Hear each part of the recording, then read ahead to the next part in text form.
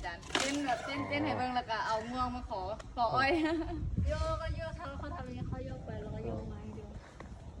เพราะเขาหายเดี๋ยวถามว่าไฮโซลีลากัน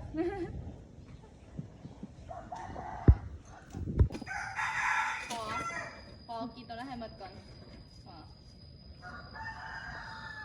หยุดทำไมวิลลี่อยู่ตรงนั้นนะครับมีอะไร ไม่จ้างเนี่ย อ๋อ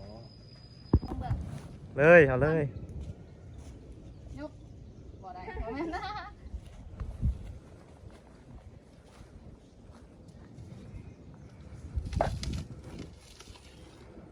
เดี๋ยวบนกล้องนะถ้าปินมาหาค่อยแล้ว เอาถ่ายเด้โอเค ขอมือได้ปะขอมือครับ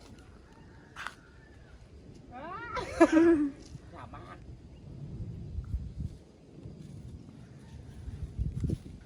คุ้นคนหรอก โอ้ ปลาเข้าเด้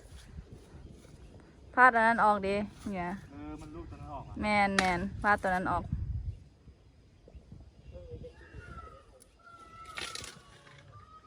แรกเป็นคำอีกเลย